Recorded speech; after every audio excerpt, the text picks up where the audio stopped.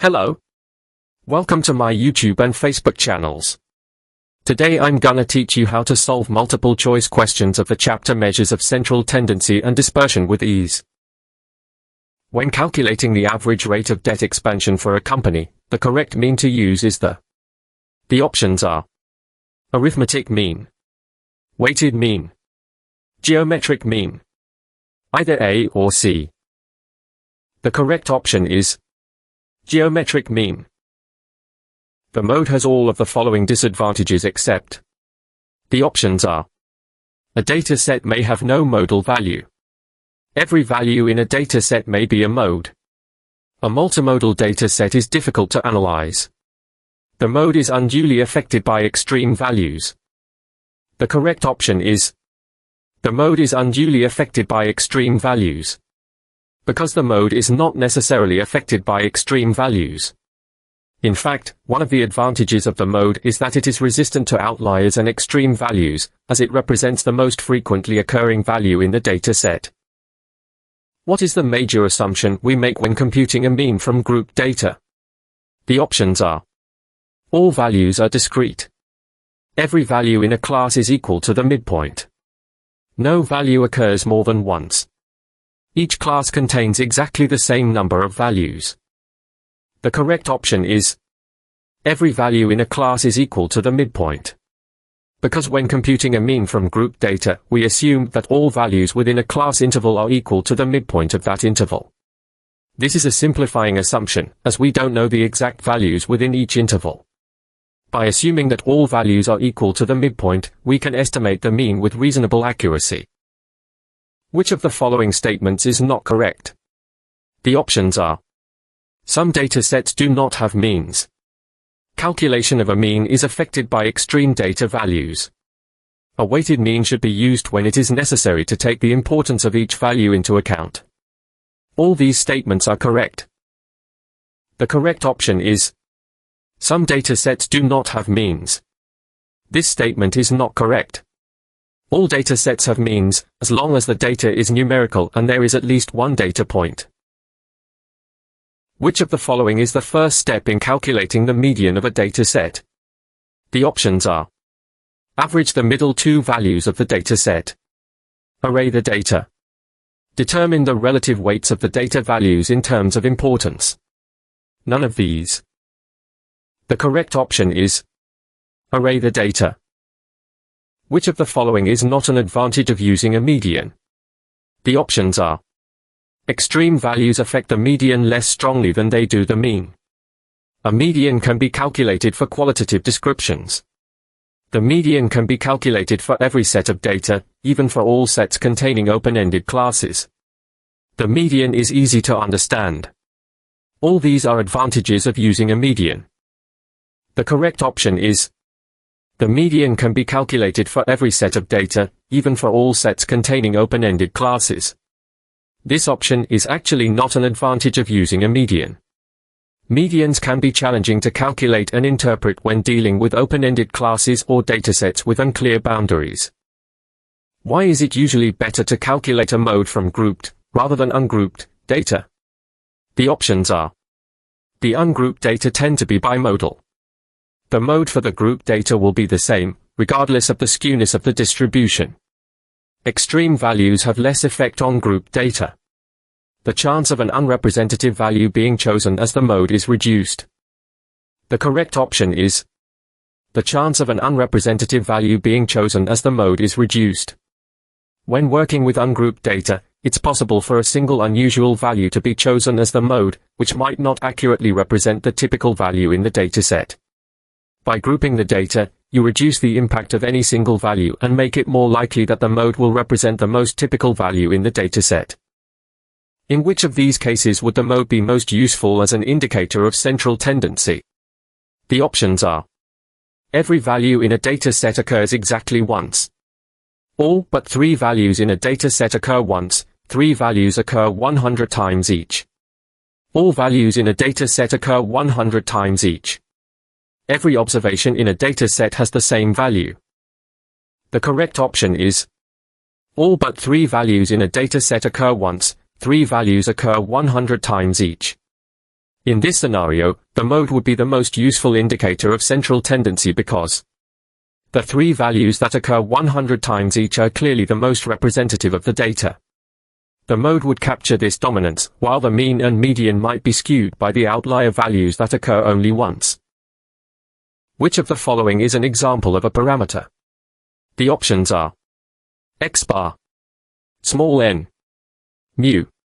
All of these. The correct option is mu. Because in statistics, a parameter is a characteristic of a population, such as a population mean, population proportion, or population standard deviation. Mu represents the population mean, which is a parameter. X bar is a sample mean, which is a statistic. Small n is the sample size, which is a statistic.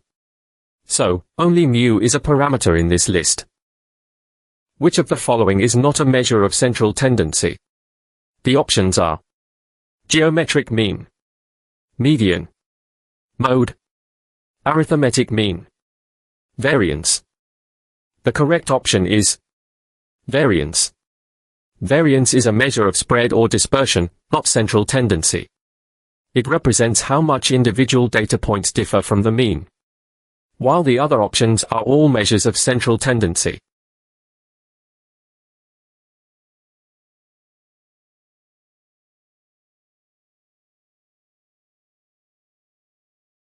When a distribution is symmetrical and has one mode, the highest point on the curve is called. The options are range, mode, median, mean. All of these. B, C, and D, but not A. The correct option is B, C, and D, but not A. Because when a distribution is symmetrical and has one mode, the highest point on the curve is called the mode, the most frequently occurring value. Mean, the average value. Median, the middle value. All three, mode, mean, and median, coincide at the highest point on the curve in a symmetrical distribution with one mode. When referring to a curve that tails off to the left end, you would call it. The options are symmetrical, skewed right, positively skewed. All of these. None of these. The correct option is none of these. Because the correct option is negatively skewed, which is not given in the above list of options. Disadvantages of using the range as a measure of dispersion include all of the following except. The options are: it is heavily influenced by extreme values. It can change drastically from one sample to the next. It is difficult to calculate. It is determined by only 2 points in the data set. The correct option is: it is difficult to calculate. Because the range is actually very easy to calculate, it's simply the difference between the largest and smallest values in the data set. Why is it necessary to square the differences from the mean when computing the population variance? The options are: so that extreme values will not affect the calculation. Because it is possible that population size capital N could be very small. Some of the differences will be positive and some will be negative. None of these. The correct option is: some of the differences will be positive and some will be negative. Because when computing the population variance, we square the differences from the mean because some differences will be positive, values greater than the mean. Some differences will be negative, values less than the mean. If we didn't square the differences, the positive and negative differences would cancel each other out, resulting in a variance of 0, which is not meaningful. Squaring the differences makes them all positive, allowing us to calculate a meaningful variance. Assume that a population has population mean mu equals 100 and population standard deviation sigma equals 10. If a particular observation has a standard score of 1, it can be concluded that the options are: its value is 110. It lies between 90 and 110, but its exact value cannot be determined. Its value is greater than 110. Nothing can be determined without knowing population size capital N. The correct option is: its value is 110. Because if the observation has a standard score, Z-score, of 1, it means that Z equals x minus mu, divided by sigma equals 1. Where x is the observation value, mu is the population mean, 100, and sigma is the population standard deviation, 10. Rearranging the formula to solve for x, we get x equals mu plus z times sigma. X equals 100 plus 10. X equals 110. So, the observation value is 110. Assume that a population has population mean mu equals 100, population standard deviation sigma equals 10, and population size capital N equals 1000. According to Chebyshev's theorem, which of the following situations is not possible? The options are 150 values are greater than 130. 930 values lie between 100 and 108. 22 values lie between 120 and 125. 70 values are less than 90. All these situations are possible. The correct option is 150 values are greater than 130. This situation is not possible because with a mean, mu, of 100 and a standard deviation, sigma, of 10, it is impossible to have 150 values, 15% of the population, greater than 130. This would imply a much larger standard deviation than 10. Which of the following is an example of a relative measure of dispersion? The options are standard deviation, variance, coefficient of variation. All of these. The correct option is coefficient of variation, because it is a ratio of the standard deviation to the mean, expressed as a percentage. Coefficient of variation equals standard deviation divided by mean times 100. This means that the coefficient of variation is a dimensionless quantity which allows for comparison across different datasets or variables with different units. Which of the following is true? The options are the variance can be calculated for grouped or ungrouped data. The standard deviation can be calculated for grouped or ungrouped data. The standard deviation can be calculated for grouped or ungrouped data. But the variance can be calculated only for ungrouped data. A and B, but not C.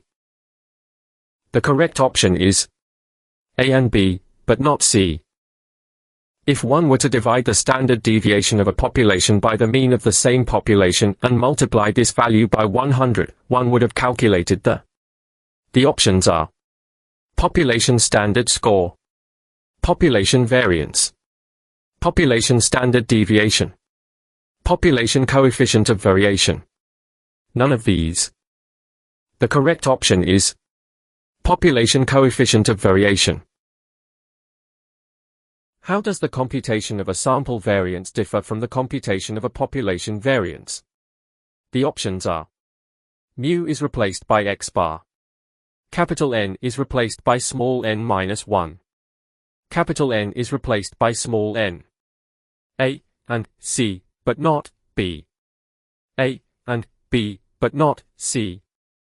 The correct option is A and B, but not C.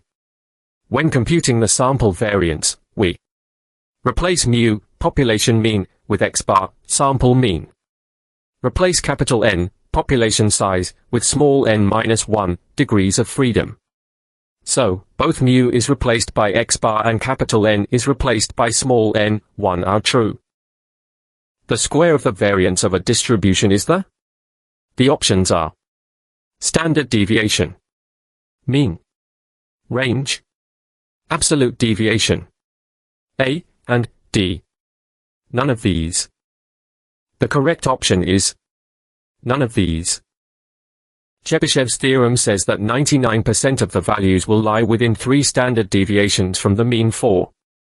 The options are bell-shaped distributions, positively skewed distributions, left-tailed distributions, all distributions, no distributions. The correct option is no distributions. Chebyshev's theorem does not state that 99% of the values will lie within 3 standard deviations from the mean for any distribution. Instead, it provides a lower bound on the proportion of values within a certain number of standard deviations from the mean, which is at least 75% of the values will lie within 2 standard deviations from the mean. At least 89% of the values will lie within 3 standard deviations from the mean. At least 93.75% of the values will lie within 4 standard deviations from the mean. And so on.